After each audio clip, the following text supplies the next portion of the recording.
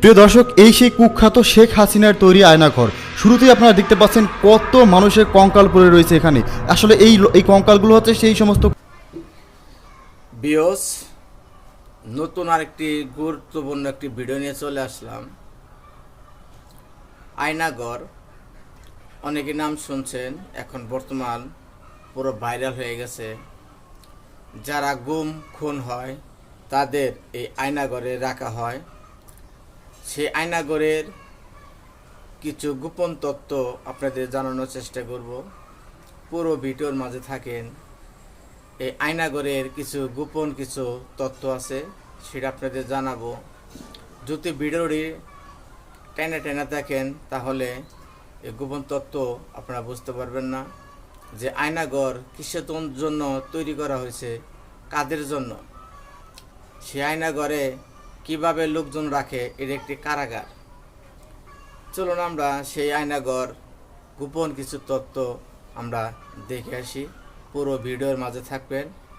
আর আমাদের ভিডিও যদি আপনাদের কাছে ভালো লাগে অবশ্যই চ্যানেলটি সাবস্ক্রাইব করে লাইক করে রাখবেন, এমনকি বেল বাটন অন করে রাখবেন। চলুন আমরা সেই আয়নাঘরের সেই তথ্যটা দেখে আসি। মূল ভিডিওতে চলে যাই, চলুন। প্রিয় দর্শক, এই সেই কুখ্যাত শেখ হাসিনার তৈরি আয়নাঘর। শুরুতেই আপনারা দেখতে পাচ্ছেন কত মানুষের কঙ্কাল পড়ে রয়েছে এখানে। আসলে এই কঙ্কালগুলো হচ্ছে সেই সমস্ত কয়েদিদের যাদেরকে এখানে রেখে নির্মম শাস্তি দিয়ে মেরে ফেলা হয়েছিল। আর এটা যে কতটা বিভৎস দৃশ্য আপনারা একটু পরেই দেখতে পাবেন। এখানে যে কত মায়ের কোল খালি করা হয়েছে, কত মানুষকে যে এখানে নিয়ে নির্মমভাবে হত্যা করে ফেলা হয়েছে, তার কোনো হিসাব, সঠিক কোনো হিসেব নেই। আপনারা একটু পরে দেখতে পাবেন যেখানে কত মানুষকে নির্মমভাবে অত্যাচার করে মেরে তাদের লাশ এখানে গুম করে রাখা হয়েছে। এখনো পর্যন্ত কিন্তু এই আয়নাঘরের মধ্যে অনেক মানুষ আটক রয়েছিল এবং এই আয়নাঘরের মধ্যে কিন্তু কিছু লাশ ফ্রিজ করে রাখা হয়েছে। আর আপনারা এই আয়নাঘরের যে বিভৎস দৃশ্য তা একটু পরে জানতে পারবেন। এবং আপনাদেরকে জানিয়ে রাখি, এই আয়নাঘরের বিভৎস দৃশ্য সবার পক্ষে দেখে সহ্য করে থাকার মতো নয়।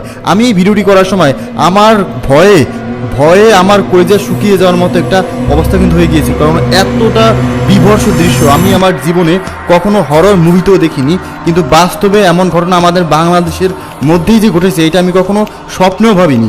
বাংলাদেশের মধ্যে এমন একটা কুখ্যাত আয়না ঘর তৈরি করে রাখা হয়েছে, যে আয়না ঘরের মধ্যে মানুষদেরকে মেরে গুম করে দেওয়া হতো। আর মারা হতো কোনো সাধারণভাবে নয়, এখানে মানুষদেরকে প্রথমে বন্দি করা হতো। যাদেরকে এই আয়নাঘরের মধ্যে নিয়ে বন্দি করা হতো তাদের তথ্য মতে যে তারা কখনো কল্পনাও করতে পারতো না যে তারা বাংলাদেশের মধ্যে রয়েছে নাকি অন্য কোনো দেশের মধ্যে রয়েছে। মানে তাদেরকে প্রথমে চোখ বেঁধে জমটুপি পরিয়ে তাদেরকে গ্রেপ্তার করে এখানে আনা হতো। তারপরে এই আয়নাঘরের মধ্যে আটকে দেওয়া হতো। চারো দেয়ালের মাঝখানে থেকে কখনো বোঝাই যেত না যে এর আশেপাশে কি রয়েছে বা সে কোন লোকেশনটায় অবস্থান করছে। এই আয়নাঘরের মধ্যে যারা কাটিয়েছেন, যারা এখান থেকে জীবিত ফিরেছেন, তাদের মুখ থেকে যে লোমহর্ষক বর্ণনা শোনা যায়, তা শুনলে আপনার মনে হবে পৃথিবীর মধ্যেই হয়তো জাহান্নামের শাস্তি দেওয়া হয়েছে। এমনই ভয়ঙ্কর শাস্তি তাদেরকে দেওয়া হয়েছিল। তাদেরকে প্রথমে এই আয়নাঘরের মধ্যে রাখার পর তাদেরকে টর্চার করে পা উপরে রেখে মাথা নিচে দিয়ে টর্চার করে তাদের কাছ থেকে তথ্য বের করার চেষ্টা করা হতো। যতটুকু তথ্য তারা বের করতে পারতো তথ্য বের করতো। তারপরে তাদেরকে খাবার হিসেবে কি দেওয়া হতো সেটা শুনলে আপনার গায়ের প্রত্যেকটি লোম দাঁড়িয়ে যাবে। তাদেরকে খাবার হিসেবে দেওয়া হতো ক্যাকটাসের কাঁটা। হ্যাঁ, ক্যাকটাসের কাঁটা তাদেরকে দেওয়া হতো, যাতে করে এই ক্যাকটাসের কাঁটা খাওয়ার পর তাদের খুব বেশি ক্ষুধা লাগতো না। ক্যাকটাসের কাঁটার একটা বৈশিষ্ট্য হলো এটা খেলে খুব বেশি ক্ষুধা লাগে না। এবং তাদেরকে খাবার দেওয়া হতো ঠিকই, কিন্তু পানি দেওয়া হতো না। পানির অভাবে তারা ওই খাবার থেকে তারা মূত্র বিসর্জন দিয়ে সেই মূত্র পান করতো। মানুষ যখন ক্ষুধার্ত থাকে, যখন খাবার না থাকে, তখন মানুষ অনেক কিছুই করে। তো ওই মূত্র পান করতো, আবার সেই মূত্র বিসর্জন দিয়ে আবার পান করতো। এভাবে 2-3 বার মূত্র বিসর্জন দিয়ে পান করার পরে তাদের কিডনি বিকল হয়ে মারা যেত। এবং মারা যাওয়ার পরে সেই মৃত লাশকে এই যে আপনারা দেখতে পাচ্ছেন, এই যে ভয়ঙ্কর আয়নাঘর, এই আয়নাঘরের মধ্যে কিন্তু একটা গণকবর রয়েছে। সেই গণকবরের মধ্যে মৃত লাশকে একেবারে গণহারে চাপা দিয়ে কিন্তু এই লাশগুলোকে দেখে ফেলা হতো। এই আয়নাঘরে কর্মরত একজন পুলিশ কর্মকর্তা জানান যে এইভাবে মানুষকে গুম করে ফেলার পর তারা ভাবতে থাকে যে এইভাবে যে মানুষগুলোকে মেরে ফেলে তো আমাদের তেমন কোনো লাভ হচ্ছে না। তারপরে একটা চক্রান্ত করে তারা যে এই যে মানুষগুলোকে এখানে গুম করা হচ্ছে তাদের শরীরের ভিতরে যে অঙ্গ প্রত্যঙ্গ রয়েছে, বিশেষ করে কিডনি, লিভার, ফুসফুস, এই অঙ্গ প্রত্যঙ্গ বিক্রি করে দিলে তো আমাদের লাভ হয়।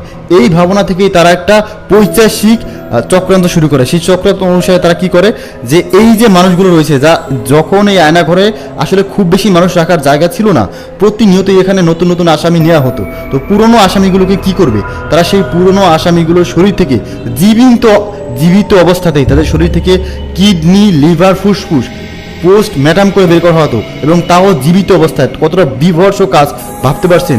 জীবিত অবস্থায় এজন্যই করতো কারণ মৃত অবস্থায় একটা মানুষকে মেরে ফেলে তার যদি অঙ্গ প্রত্যঙ্গ বের করা হয় সেটা ততটা কার্যকর থাকে না, কিন্তু জীবিত অবস্থায় যদি তার শরীর থেকে অঙ্গ প্রত্যঙ্গ বের করা হয় ওই অঙ্গ প্রত্যঙ্গ অনেক সময় পর্যন্ত লাস্টিং করে। আর এই কারণে তারা জীবিত অবস্থায়, ভাবতে পারছেন একটা মানুষকে জীবিত অবস্থায় পেট কেটে কিডনি বের করা, তার ফুসফুস বের করা, লিভার বের করা, এই সমস্ত কার্যকলাপ কিন্তু এই আয়নাঘরে ডিবি হারুন, বিশেষ করে ডিবি হারুনের নির্দেশে এই কাজ করতে। এবং এই যে কিডনি অঙ্গ প্রত্যঙ্গ বিক্রি করে যে টাকা আয় হতো সেই টাকা দিয়ে এখানকার স্টাফদেরকে বেতন দেওয়া হতো, এবং ডিবি হারুন কিন্তু এখানকার মানুষদেরকে নির্যাতন করে সরকারের কাছ থেকে কিনা মোটা অঙ্কের টাকা পেত।